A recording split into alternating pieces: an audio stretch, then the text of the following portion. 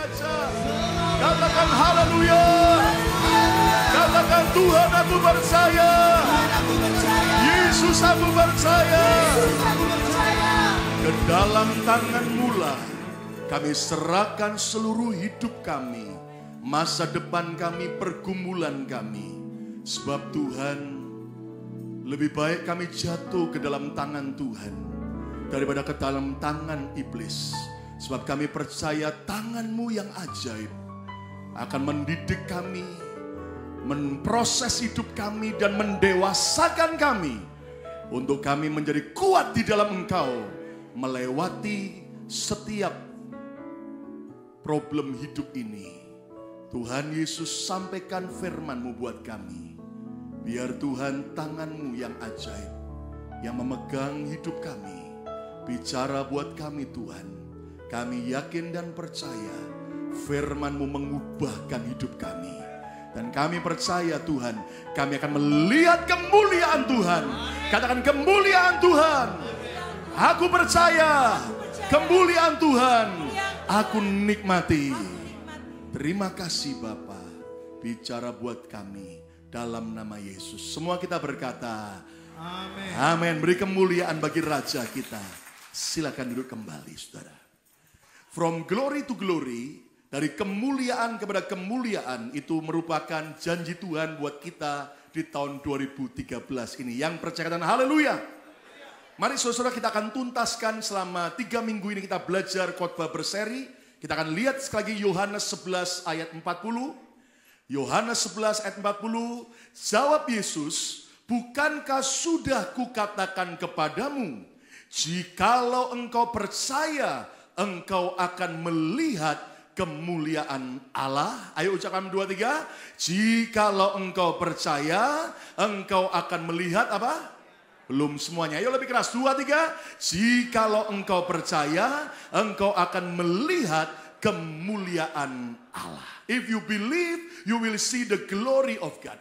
Dan saudara yang kasih Tuhan, mari kita belajar bagaimana rahasia untuk kita mengalami kemuliaan Tuhan. Saudara-saudara, percayai Tuhan dalam segala aspek hidup Anda, maka kemuliaannya akan nyata setiap hari. Kita bersama saya mempercayai Tuhan dalam seluruh aspek hidup saya. 2, 3. Mempercayai Tuhan dalam apa? Seluruh aspek hidup saya. 2 minggu yang lalu kita sudah belajar rahasia berjalan dalam kemuliaannya. Yang pertama, percayai Tuhan dalam keuangan dan pekerjaan Anda. Jadikan Tuhan sebagai owner, pemilik seluruh hidup kita, termasuk keuangan kita. Jadikan Tuhan sebagai sumber berkat kita. Praktekkan prinsip ekonomi kerajaan sorga. Bawalah korban buah sulung, pengembalian perpuluhan, prinsip hukum tabur tuai, prinsip menolong orang miskin. Dan percayalah kita tak akan berkekurangan. Katakan amin. Saudara-saudara, rahasia yang kedua berjalan dalam kemuliaan Tuhan. Minggu lalu kita sudah belajar, percayai Tuhan dalam menghadapi persoalan apapun juga. Masalah selalu akan datang. Dan ternyata saudara, hadapi persoalan dengan cara pandang Tuhan. Katakan bersama saya, dengan cara pandang Tuhan. 2, 3. Persoalan bukan berarti Tuhan tidak mencintai kita. Persoalan adalah sarana untuk kita belajar percaya. Katakan bersama saya, belajar percaya. 2, 3. Persoalan apapun ukurannya kecil di mata Tuhan, persoalan akan mendewasakan karakter kita. Persoalan akan selalu mendatangkan kebaikan pada akhirnya.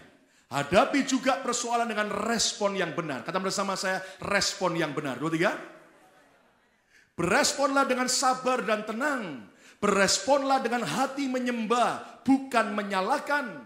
Beresponlah dengan harapan akan mujizat hari ini. Karena setiap hari adalah hari mujizat. Katakan haleluya. Hadapi persoalan dengan mentaati perintah Tuhan. Tuhan minta kerjasama kita agar mujizatnya dinyatakan.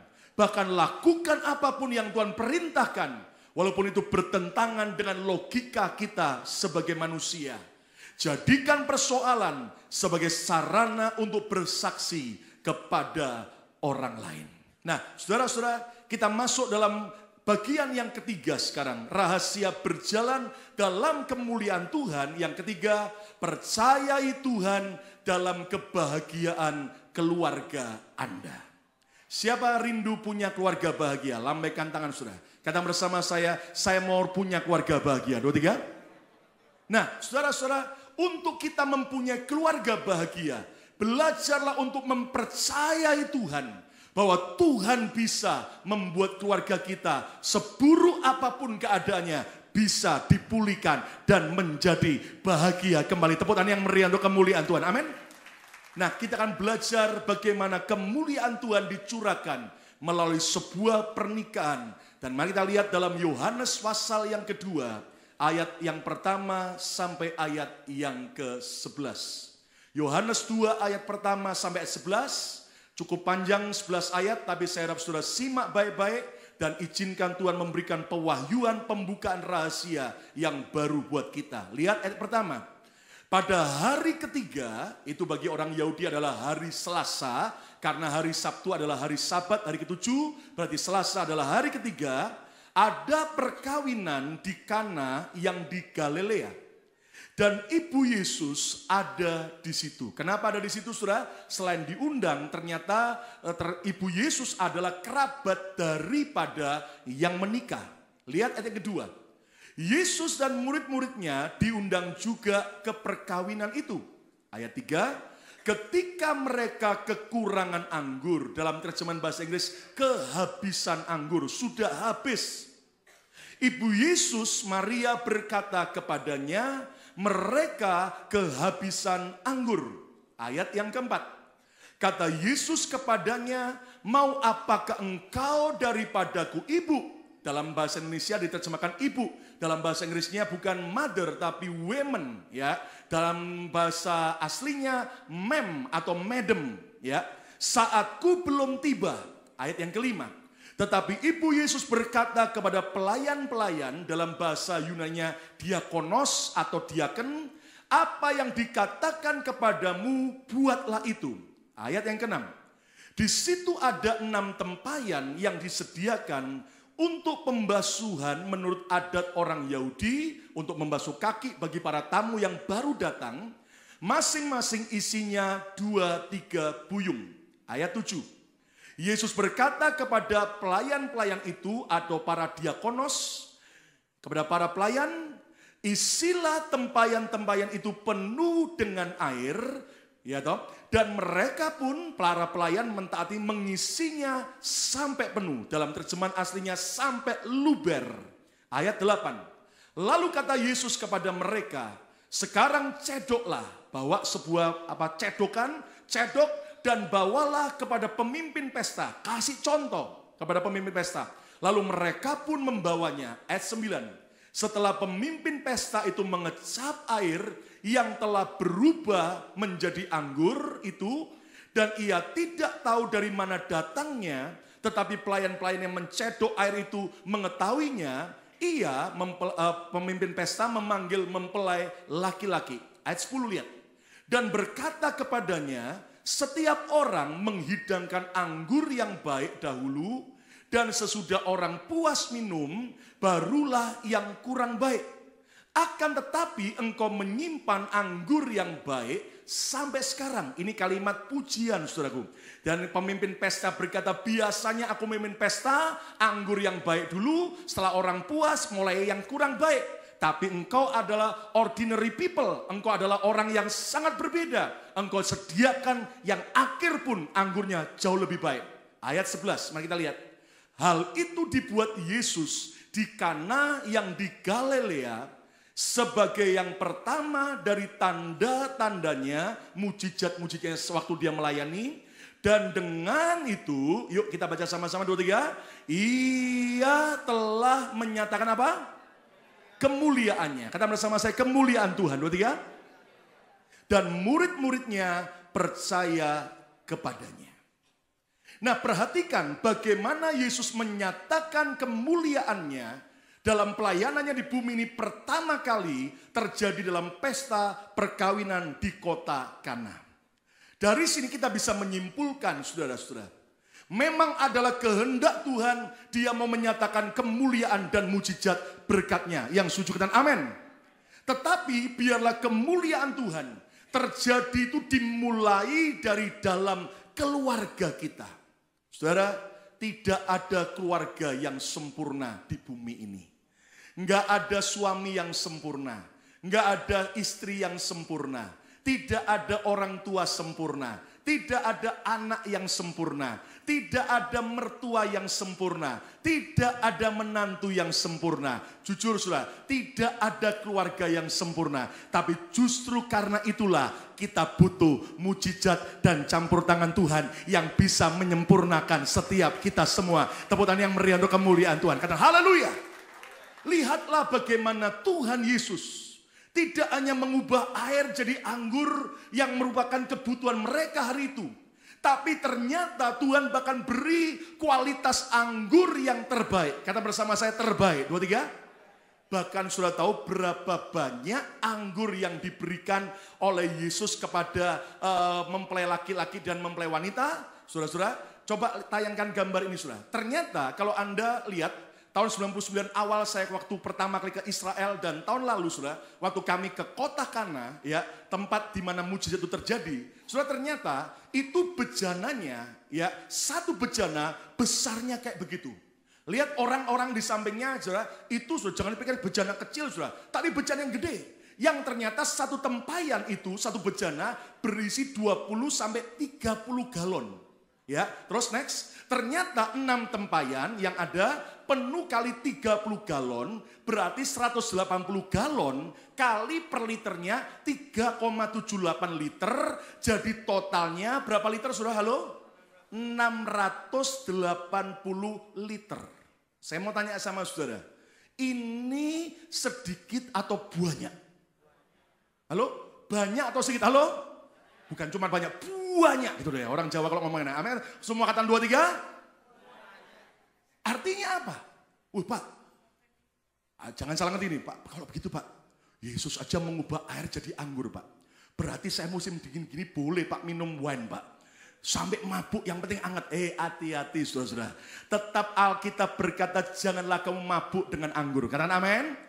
Tapi rupanya anggur di sini bukan anggur yang memabukkan, tapi ternyata adalah anggur yang manis. Dan Anda tahu kalau Tuhan nyatakan mujizatnya, saya mau tanya, 680 liter saudara, dari 6 tempayan yang gede itu saudara. Itu satu truk tangki minyak itu berapa liter ya? Ada yang tahu nggak? Halo? Berapa? Paling cuman berapa ratus ya. Tapi ini sampai 680 saudara. Bayangin, saya bisa yakin saudara. Itu yang datang pesta nggak terlalu banyak, sudah puas minum, masih ada lebih nggak? Masih ada. Dan yang menarik adalah itu juga gift berhadiah dari Yesus untuk mempelai laki-laki dan wanita, di mana apa saudara? Mereka akhirnya bisa jadi pedagang anggur saudara, karena Tuhan kasih dengan limpahnya. Tepuk tangan yang meriah untuk kemuliaan Tuhan. Katakan amin. Saudara dengar, 7 tahun ibu saya berdoa untuk pemulihan keluarga kami, untuk pemulihan ayah, pertobatan ayah saya. Lihat 7 tahun. Tapi kalau Tuhan pulihkan, dahsyat. Kata bersama saya, dahsyat. 2, 3. Ternyata ayah saya bertobat, kakak saya bertobat, saya juga bertobat. Malah bukan cuma bertobat, ibu saya cuma berdoa minta supaya mereka bertobat, kami sekeluarga bertobat. Tapi Anda tahu Tuhan kasih limpah, lebih banyak. Anda tahu sampai semua kebablas jadi pendeta semua. Dari pendekar jadi pendeta, itu bagus. Sebutan yang meriah, katakan haleluya. Amin. Asal jangan dari pendeta berubah jadi pendekar, itu amsyong saudara. Nah, kita belajar kalau Tuhan pulihkan keluarga kita, kalau Anda belajar percayai Tuhan dalam pernikahan kita, dalam rumah tangga kita, lihat kalau Tuhan pulihkan tuh dahsyatnya luar biasa. Tapi sekali lagi saudara, ketika mendengar kata keluarga bahagia, jujur, di antara kita pasti berbilang ini, amin. Tapi ada sebagian berkata, mana mungkin. Terlalu parah kondisi pernikahanku, terlalu parah kondisi keluargaku. Kalau saudara dengar janji Tuhan hari ini, if you believe, you will see the glory of God. Kalau engkau percaya, keluarga kita bisa dipulihkan kembali. Tepuk tangan yang meriah, katakan haleluya. Katakan haleluya. Nah, kita belajar bagaimana rahasia mempercayai Tuhan dalam kebahagiaan keluarga kita. Saya akan berikan beberapa kunci firman Tuhan, ada A, B, C, dan D. Bagian A, saudara. Percaya Tuhan dalam kehidupan keluarga Anda, bicara apa? Keluarga bahagia adalah keluarga yang mau mengutamakan Tuhan.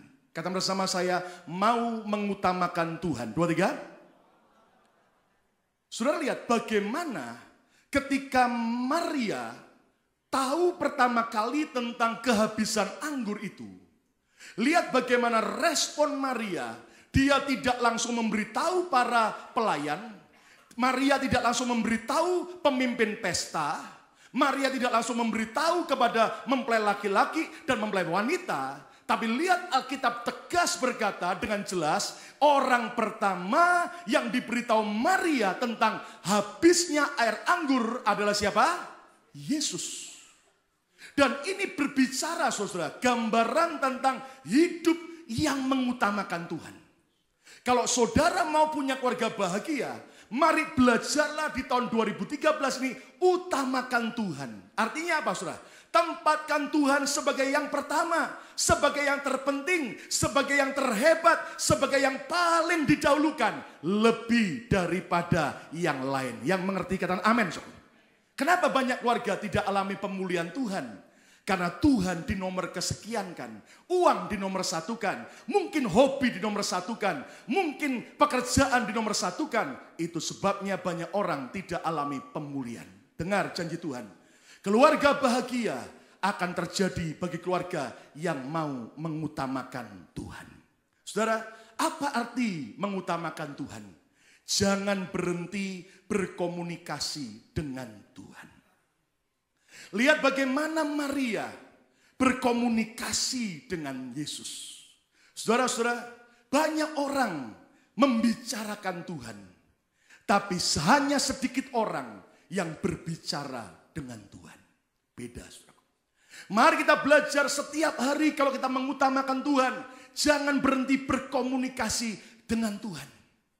Saudara, dalam pernikahan kami, saya dan istri dan 2 orang anak, Yuda dan Betani. Saudara, setiap kali kami buat mesbah keluarga sebelum tidur, yang menarik begini, saudara.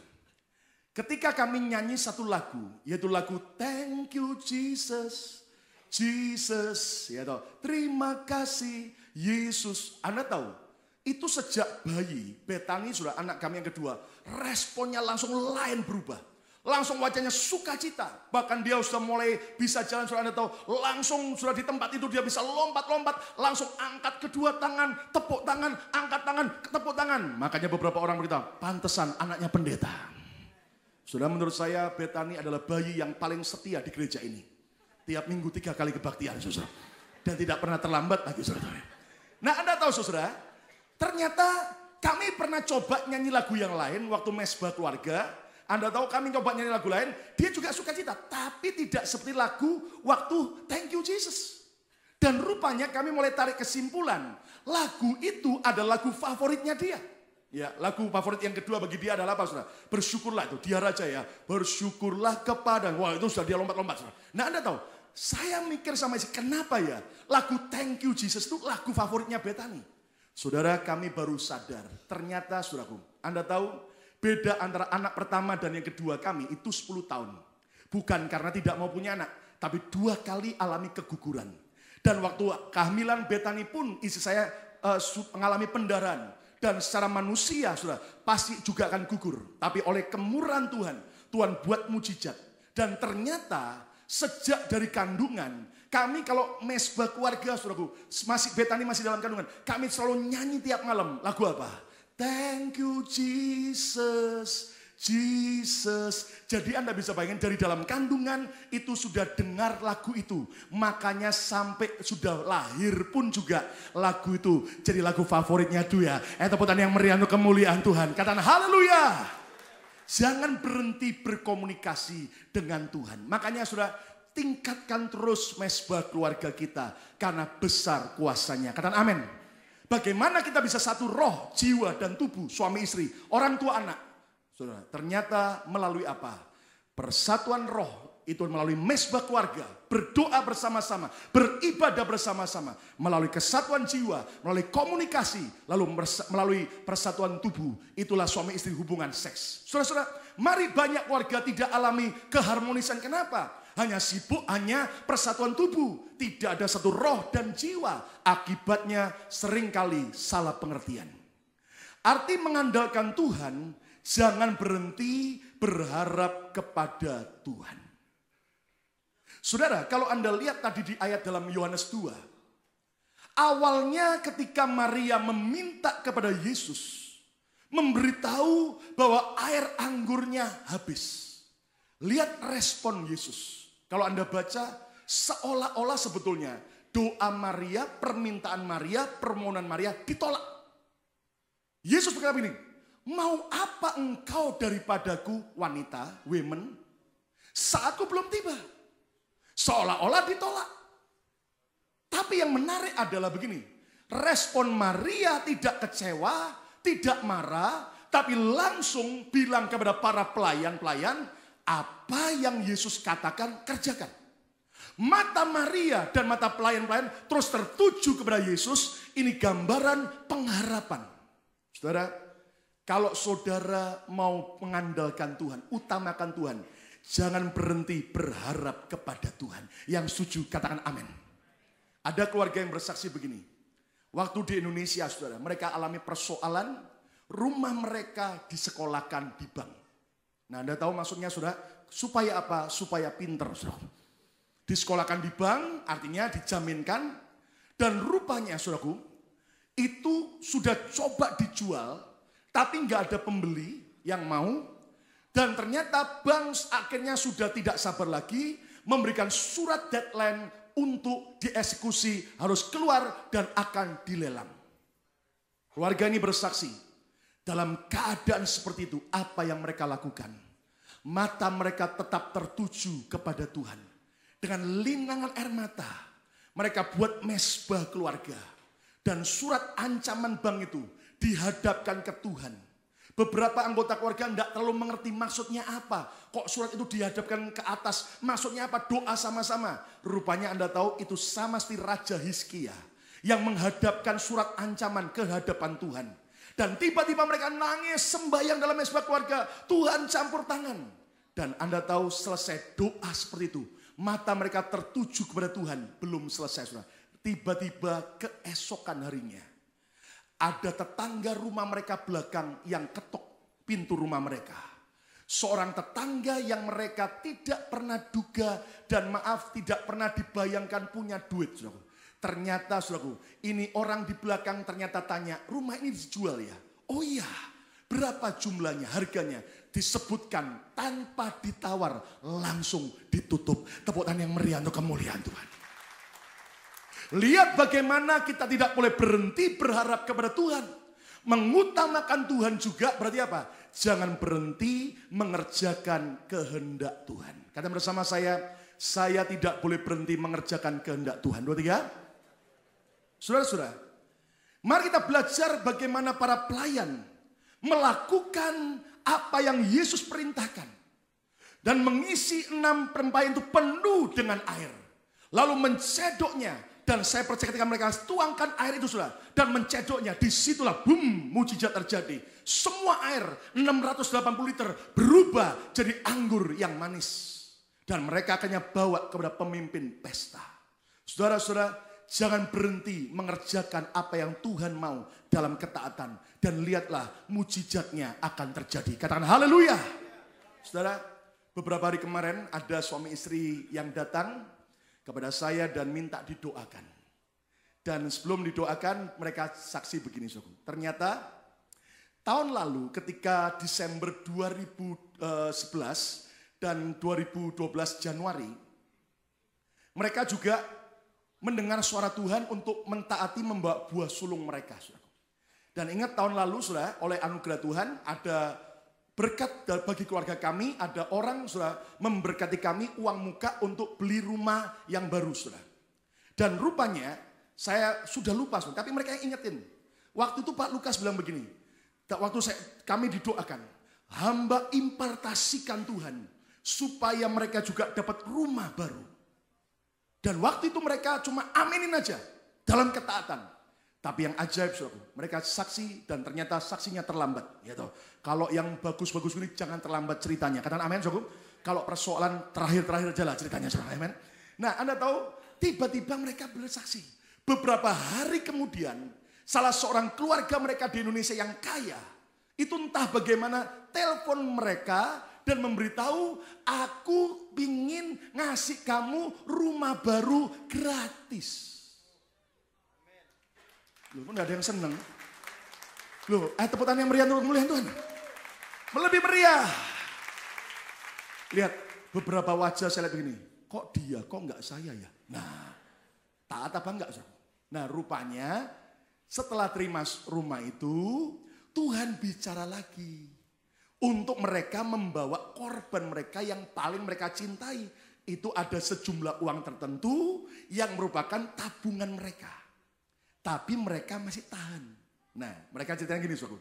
Rupanya, Anda ngerti, dalam kebaktian tutup tahun kemarin, 31 Desember, kita kan untuk pertama kalinya Tuhan gerakkan, selain mengurapi, ada perjamuan kudus, lalu juga ada pembagian ayat mas. Dan ingat, jangan diberhalakan. Tapi kita doakan Tuhan supaya ini ayat-ayat emas ini bisa diberikan kepada setiap orang tepat jadi jawaban. Katakan amin. Nah, kalau Anda tanya ayat emas apa yang saya dapat? Ayat emas yang dapat adalah aku Tuhan yang menyertai engkau sampai selama-lamanya. Tepuk tangan yang meriah untuk kemuliaan Tuhan. Amin. Dan saya yakin penyertaan Tuhan bukan untuk saya pribadi, tapi untuk gereja ini, untuk setiap saudara. Katakan amin. Nah, Anda tahu keluarga ini cerita gini, Pak tahu nggak? Ayat emas apa yang saya dapat? Saya bilang saya nggak tahu. Apa? Ayatnya di dalam Alkitab berkata, di mana hartamu berada. Apa saudara? Kok diam semua pura-pura nggak tahu? Di mana hartamu berada apa? Di situ hatimu berada. Langsung saya lemes Pak waktu dengar itu. Langsung Tuhan ingatkan ada sesuatu yang harus dibawa ke Tuhan. Dan akhirnya saudara, mereka beberapa hari kemarin taat. Jumlahnya berapa? Saya rahasiakan. Pokoknya lumayan banyak dan cukup banyak. Bahkan bagi mereka katanya banyak sekali. Anda tahu saudara, ternyata itu malam sebelum dibawa untuk didoakan, diserahkan. Suaminya bilang ini, Pak, itu amplop saya elus-elus Pak. Saya belai-belai. Karena ini adalah hartaku. Karena di mana hartaku berada, di situ hatiku berada. Tapi kemudian sekarang waktu saya mau bawa, tadi Pak sebelum saya serahkan ini Pak, saya juga elus-elus sekali lagi. Tuhan, ini hartaku. Selalu saya, oke ayo sembahyang. Lalu kita doain saudaraku. Dan dia berkata sejak doa, ada kelegaan. Saya percaya berkat Tuhan akan lebih besar mengalir untuk keluarga ini. Tepuk tangan yang meriah dan haleluya. Jangan berhenti mengerjakan kehendak Tuhan. Kalau dulu kita sudah pernah menuai saat kita menabur, bukan berarti sekarang kita berhenti untuk menabur lagi. Karena kalau kita mengerti prinsip tabur tuai, terus menabur, kita juga akan terus menuai. Tak henti-hentinya. Katakan amin. Nah, nanti selesai kebaktian, kami akan berikan pada setiap saudara minyak urapan. Nah, ingat jangan diberhalakan. Setiap orang dapat satu dan ingat bahwa ini minyak olive oil biasa, tapi kita akan berdoa menjadi minyak pengurapan. Dan saudara saya cuma taat saja supaya di tahun 2013 ini saudara nanti Anda dapat, lalu Anda urapi saudara anggota keluarga saudara, lalu juga tempat di mana Anda tinggal. Supaya apa? Perlindungan Tuhan menyertai kita. Tahun 2013, mujizat kemuliaannya lebih dahsyat lagi. Katakan amin. Saudara, mungkin ada yang tanya, Pak ngurapinya gimana caranya? Gini, ya sembahyang dulu, lalu kemudian Anda bukan setiap rumah Anda kasih minyak semua, habis sudah tahu, ya tahu. Tapi Anda kasih di pintu depan, pintu kamar, kamar mandi, pintu belakang, atau jendela, saudaraku di bagian kusennya, terserah saudara. Yang penting dengan iman, ya toh, Tuhan seperti engkau berkata pada Musa, tempat yang diolesi dengan minyak pengurapan menjadi kudus, milik Tuhan. Nah, Anda urapi, terserah Anda mau sambil urapi buat tanda salib atau hanya biasa saja, tidak ada masalah. Tapi mari kerjakan dalam ketaatan. Percayalah tahun 2013 kemuliaannya menyertai keluarga kita. Katakan haleluya. Katakan haleluya. Saudara-saudara, yang B. Percayai Tuhan dalam kebaikan keluarga kita. Yang B adalah keluarga bahagia adalah keluarga yang mau cepat menyelesaikan persoalan. Katakan bersama saya, cepat menyelesaikan persoalan. 2, 3. Lihatlah bagaimana persoalan dalam pesta perkawinan di Kana ini bisa cepat terselesaikan. Tidak berlarut-larut. Pesta perkawinan ini bisa tetap berjalan dengan tenang, dengan baik, smooth. Kenapa? Karena persoalan yang ada cepat dibereskan. Nah, Tuhan mau agar setiap kita cepat menyelesaikan persoalan. Saudara-saudara ingat bahwa Alkitab berkata, janganlah kamu marah sampai sebelum matahari terbenam. Itu marahmu harus padam. Maksudnya apa, saudara? Jangan tunda sampai besok. Sebuah persoalan, kemarahan, ketidakcocokan, bahkan dendam, sakit hati harus cepat diselesaikan. Setuju dengan amin? Saudara, kenapa? Carilah solusi, bukan emosi. Banyak ternyata seringkali orang itu sudah, kalau lagi ada persoalan dalam keluarga, yang didulukan emosinya, bukan cari solusinya. Jalan yang terbaik apa? Jalan keluarnya apa? Lalu utamakan kehendak Tuhan, bukan mengutamakan egois kita. Mau menangnya sendiri. Tapi utamakan kehendak Tuhan apa? Kalau Tuhan berkata suami istri tidak boleh bercerai, tetap hidup dalam kesetiaan. Setuju katakan amin. Saudara-saudara, jalankan kasih dan pengampunan dan bukan dendam dan kebencian. Saudara-saudara, cepat selesaikan persoalan. Kata bersama saya harus cepat menyelesaikan persoalan. 2, 3. Nah, saya punya kebiasaan menarik dengan istri saudara. Kami Kemurahan Tuhan sudah menikah sejak tahun 2000, berarti sekarang hampir 13 tahun. Nah, ada yang tanya mungkin, Pak, suka berantem enggak dengan istri? Jujur saudaraku, Kemurahan Tuhan, kami sejak menikah sampai hari ini dan sampai Yesus datang kembali, kami enggak pernah ribut berantem. Loh kok bisa, Pak? Karena begini saudara, tetap bukan berarti tidak ada masalah. Saya dan istri berbeda. Anda tahu, saya tipenya koleris. Saya kalau mau apa cepat dan tipenya keras. Sementara istri saya tipenya lain. Dia tipe pragmatis. Pendiam, tenang, saudara. Nah, seringkali memang apakah ada perbedaan pendapat? Oh, selalu saudara. Namanya manusia. Kenapa? Karena begini saudara. Jangan dipungkiri, tidak bisa dipungkiri, menikah itu bukan menyatukan orang yang sama. Menikah itu menyatukan dua orang yang berbeda. Yang mengerti kata amin. Menikah artinya adalah seni menyatukan perbedaan. Contoh. Misalnya mau ke gereja. Istri saya datang ke saya lalu tanya. Bawa 2 baju. Baju yang mana yang bagus yang hari ini aku pakai. Besok aku pakai. Yang biru atau yang merah. Lalu saya lihat. Kayaknya yang bagus untuk besok yang merah. Anda tahu? Sudah saya kasih jawaban. Percayalah besok yang dipakai warna apa? Biru. Kok tahu? Datang lagi. Baju hitam atau putih yang bagus? Kalau saya berkata yang bagus putih kayaknya. Percayalah yang dipakai apa? Hitam. Tuh, saya ini saudara, lihat gitu kan sampai kadang-kadang, loh jujur. Kalau sepele hal gitu terus ribut, ya bisa. Tapi ngapain ribut? Ya kadang kita cari solusi. Lalu saya tanya gini, Mah, loh kalau memang sudah maunya warna hitam, lah kok tanya sama saya? Enggak, cuma ngecek sehati apa enggak. Ya sudah, yang penting kamu happy, oke. Ya kan? Nah, saudara-saudara, kenapa? Karena itu penting sekali, jangan tunda-tunda. Nah, kami punya kebiasaan sebelum mesbah keluarga malam sebelum tidur, itu kami mau ngomong dulu. Kalau ada yang enggak enak hati, Yuda mungkin lagi nggak enak hati sama saya atau sama istri saya nggak enak hati sama istri atau sama anak saya. Disitulah kami harus bicarakan. Dan kita harus cepat selesaikan untuk saling mengampuni. Sehingga setelah selesai, hati beres, sembahyang sama-sama, tidurnya. Makanya firman Tuhan berkata, saat kita tidur, kita yang dicinta Tuhan akan dikasih berkat yang mengalir. Tepuk tangan yang meriah untuk kemuliaan Tuhan. Katakan amin. Artinya apa saudara? Tidurnya itu hati sudah beres. Banyak orang kenapa enggak terima berkat, tidurnya yang satu menghadap utara, yang satu menghadap selatan. Gitu. Apalagi yang lebih parah, istri langsung kunci pintu kamar dari dalam, celak. Tidur kamu di luar. Makanya banyak suami salah kamar, masuk kamarnya inem. Kenapa? Gara-gara tidak cepat menyelesaikan persoalan.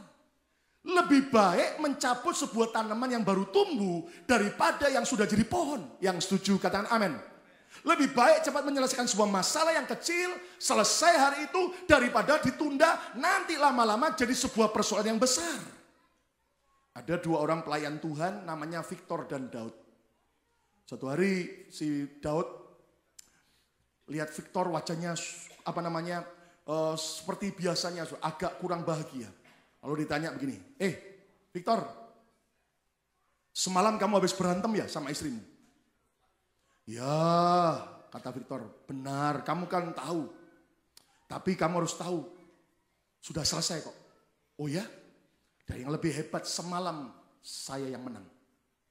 Wah, hebat kamu. Kamu yang menang waktu berantem. Iya, saya semalam yang menang. Bahkan istri saya merangkak persis di hadapan saya sambil merengek-rengek. Wah, hebat kamu. Yang benar biasanya kamu yang kalah sama istri. Enggak, tadi malam istri saya kalah, saya yang menang. Oh ya? Jadi dia sampai berlutut merengek-rengek. Iya. Dia merengek-rengek apa? Dia merengek-rengek di depan saya dan teriak, "Hai pengecut, keluar kau dari dalam kolong ranjang." Capek deh. Bahkan dikatakan begini, komunikasi keluarga itu bisa dilihat dari berapa lamanya menikah. Ini yang belum menikah, catat baik-baik. Yang sudah menikah, mungkin resapi dulu. Katanya begini, ini menurut pakar pernikahan. Tahun pertama menikah, suami banyak bicara. Istri banyak mendengar. Kenapa? Suami banyak aturan. Harus begini, harus begini, harus begini, harus begini. Suami banyak bicara, istri banyak mendengar. Tapi tahun kedua pernikahan, istri yang banyak bicara, suami banyak mendengar. Kenapa? Istri sudah mulai kesel. Dan suami banyak mendengar. Tahun ketiga menikah, lain. Suami istri banyak bicara, tetangga yang mendengar. Saudara sekalian, cepat selesaikan persoalan dengan kasih. Tepuk tangan yang meriah untuk kemuliaan Tuhan. Bagian C, keluarga bahagia adalah keluarga yang mau saling menghormati. Kata bersama saya, saling menghormati. 2, 3. Kenapa? Lihat bagaimana Yesus memanggil Maria, women. Dalam terjemahan aslinya, madam, ma'am. Sebuah kata-kata hormat. Lihat bagaimana Yesus memakai para pelayan yang sederhana untuk melakukan mujizatnya. Yesus menghargai orang-orang kecil. Yesus menghargai orang-orang bawah.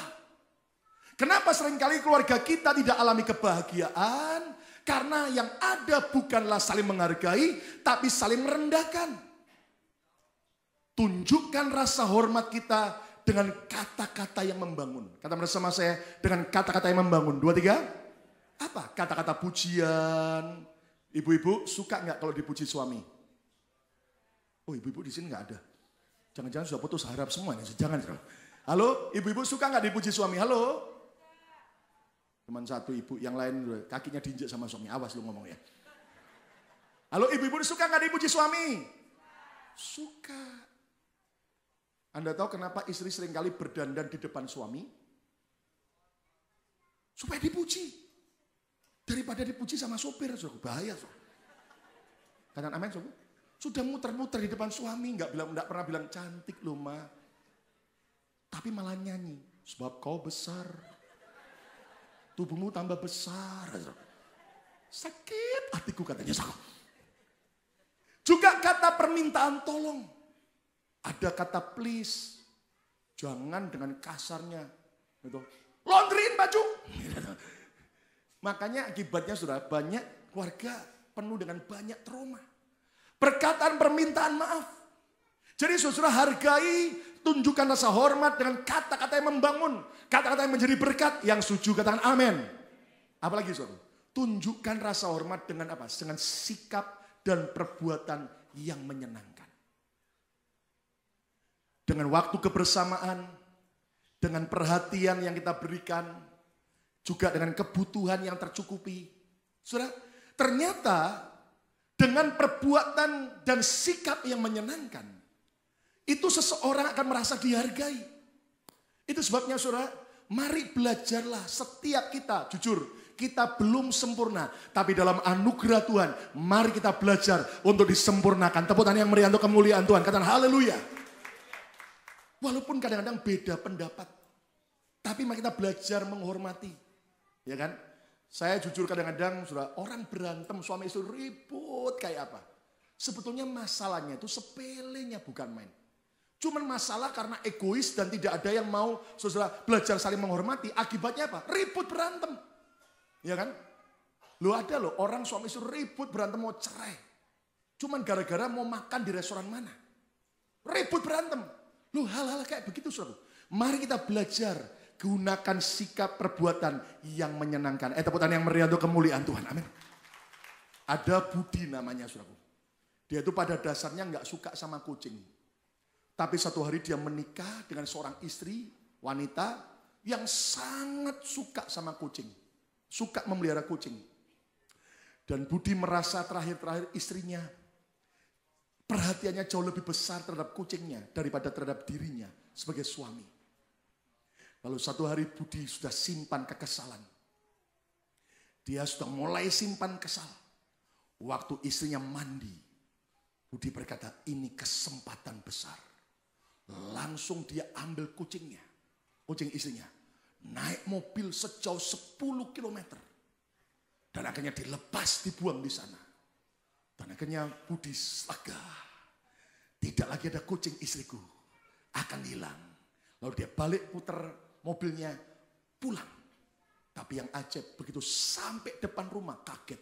Kucing istrinya sudah nongkrong di depan rumah. Kaget. Rupanya kucingnya hebat. Bisa lari kencang dan bisa tahu arah pulang rumah. Budi tambah kesal. Besok waktu istrinya lagi mandi, dia ambil ke kucingnya lebih jauh sekarang. 20 km jauhnya dari rumah. Budi yakin ini kucing pasti akan tersesat, tidak akan bisa pulang. Waktu dibuang sudah Budi ketawa, engkau pasti akan tersesat. Waktu dia balik pulang, ternyata dia kaget. Kucing istrinya sudah nongkrong di depan rumah. Budi kesel besoknya saudara. Dia ambil bukan cuman pergi ke tempat yang jauh. Dia belok-belokkan. Jalan kanan, jalan kiri, belokkan. Dia belok-belok sampai 30 km. Dan ternyata saudara, akhirnya dia buang. Dia Budi ketawa, hahaha, pasti kamu akan tersesat. Dan Anda tahu terjadi tiba-tiba.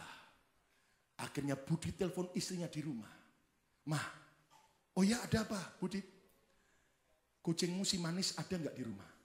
Oh iya ada, kenapa tumben kok kamu tanya? Enggak, saya cuma mau tanya bagaimana jalan pulang ke rumah.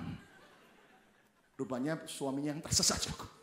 Nah belajarlah untuk kita mau saling menghormati. Yang D, saudara. Yang terakhir. Keluarga bahagia adalah keluarga yang mau saling melayani. Kata bersama saya, saling melayani. 2, 3. Saudara. Para pelayan dan 6 bejana pembasuhan kaki. Ini adalah gambaran dari hati yang mau melayani, bukan minta dilayani. Kalau kita mau punya mujizat, kemuliaan Tuhan dinyatakan dalam keluarga kita, kita harus punya mental saling mau melayani. Kata bersama saya, saling melayani. 2, 3. Jujur ya, saya lihat begini, ada suami-suami yang memang terlahir dari orang Chinese totok. Biasanya menurut adat keluarga Chinese totok, laki-laki itu nggak boleh pegang kerjaan rumah. Karena dianggap merendahkan martabat laki-laki. Istri itu harus pokoknya meladeni suami. Jadi laki-laki tidak boleh gengsi kalau memegang pekerjaan rumah tangga. Saudara-saudara jujur, kalau itu Anda terapkan dalam keluarga kita, berantakan.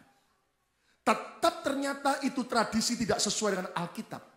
Alkitab mengajarkan suami istri, orang tua anak, anak orang tua harus saling melayani. Tepuk tangan yang meriah untuk kemuliaan Tuhan. Katakan haleluya. Saudara, kenapa? Karena gini. Saudara tahu kenapa pernikahan ini, pesta ini diadakan hari ketiga. Hari ketiga berarti bagi orang Yahudi hari apa tadi? Selasa. Karena begini saudara. Karena mereka orang Yahudi punya tradisi percaya bahwa hari paling baik menikah itu hari Selasa. Loh Pak, apakah kita sekarang pegang gitu juga? Oh tidak. Setiap hari di dalam Yesus baik adanya. Katakan amin. Tapi kita bisa belajar ada makna rohani yang dalam. Kenapa dalam Yohanes 2 ayat 1 tadi berkata pada hari ketiga yaitu hari Selasa. Karena begini saudara, menurut tradisi mereka percaya di hari ketiga itu hari yang paling baik menikah. Karena mereka kaitkan dengan hari penciptaan. Dalam kitab Kejadian pasal pertama, hanya di hari ketiga ada 2 kali kata good, baik. Di hari pertama, hari kedua hanya satu-satu. Hari keempat, kelima, keenam, ketujuh cuma 1 kata baik. Tapi di hari ketiga ada 2 kali kata baik. Berarti mereka percaya ini hari baik untuk menikah. Karena ada 2 berkat, ada 2 kebaikan, akan ada double blessing. Gitu. Nah, Anda tahu ternyata menarik gini. Saya pelajari lagi. Rupanya kenapa hari ketiga? Bukan hanya karena ada double blessing, ada double kebaikan. Tapi karena hari ketiga mereka kaitkan dengan tradisi Yahudi. Mereka percaya bahwa itu adalah hari di mana Abraham dengan rela hati mempersembahkan Ishak di atas gunung Moria. Kalau saudara baca dalam Kejadian pasal 22, dikatakan pada hari yang ketiga, sampailah Abraham dengan Ishak dan 2 bujangnya ke kaki gunung Moria itu.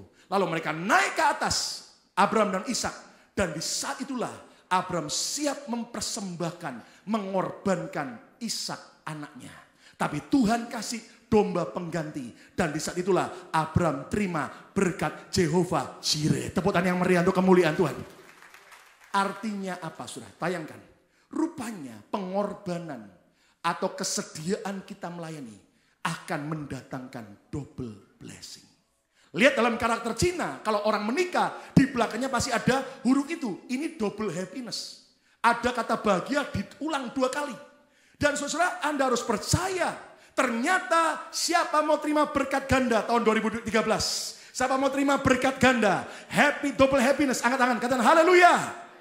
Tidak ada cara lain. Seperti Abraham, saudara harus rela berkorban, saling melayani. Tepuk tangan yang meriah untuk kemuliaan Tuhan. Katakan haleluya. Dan yang menarik saudara, kata pelayan-pelayan di situ dengan kata diakonos. Diaken. Diaken itu tugasnya apa Pak? Bukan cuma menerima tamu saudara.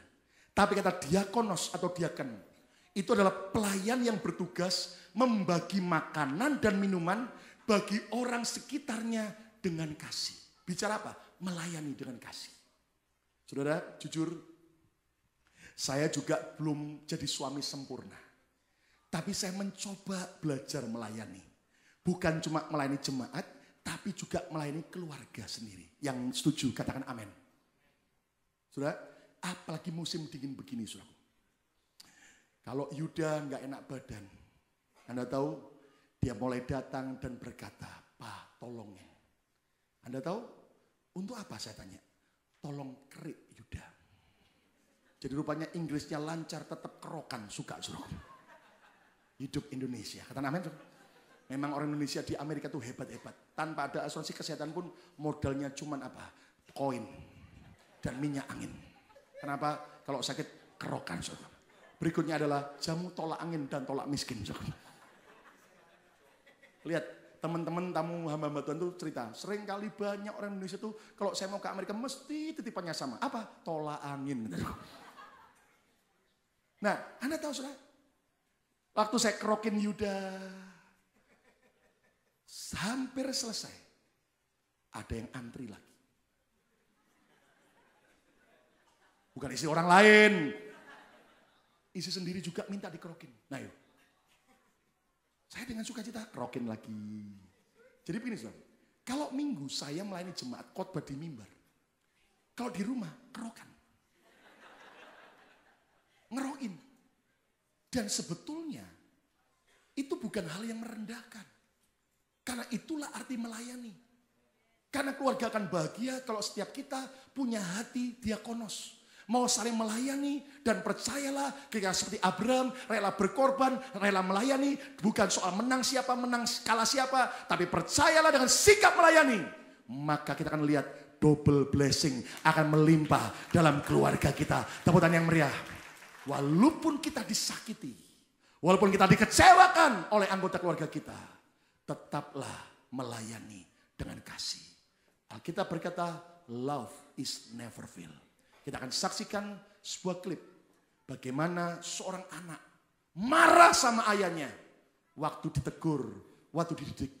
Tapi Anda lihat tetap dengan kasih. Apa yang terjadi? Mari kita saksikan.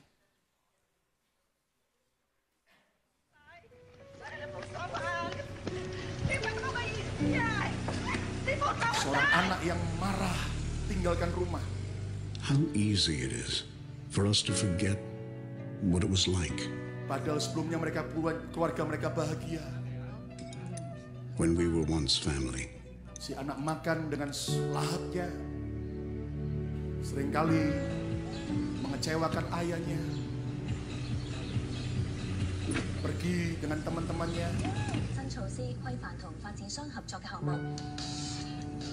Seringkali egoisnya bukan The times we shared, mementingkan diri sendiri sampai sudah larut malam baru pulang.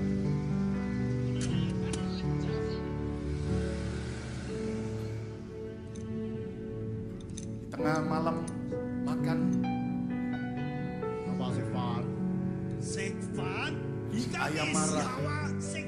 how easy it is for us to forget how to love.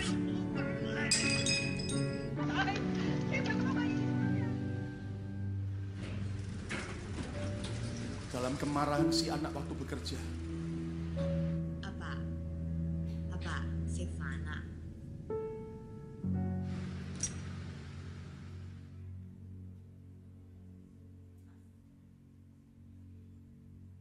Ternyata si anak jatuh kecelakaan. 嚟食飯。 Saat mereka makan, ternyata si anak di rumah How easy it is for us to forget how to smile. dalam keadaan menyimpan kemarahan.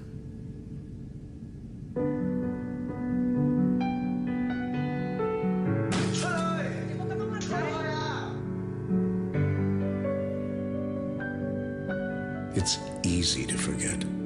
Tapi lihat bagaimana si ayah tetap mencintai anaknya.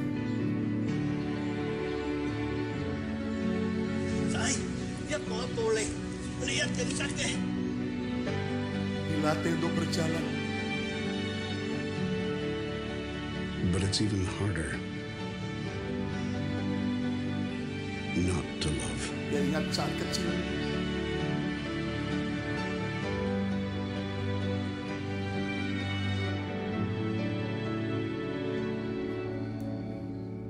Sampai satu hari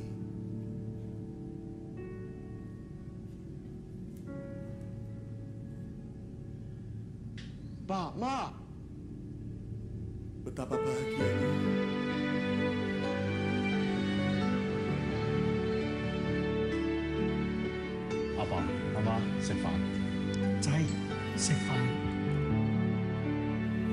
Family is Tepuk tangan yang forever. meriah untuk kemuliaan Tuhan. Mari kita berdoa bersama-sama.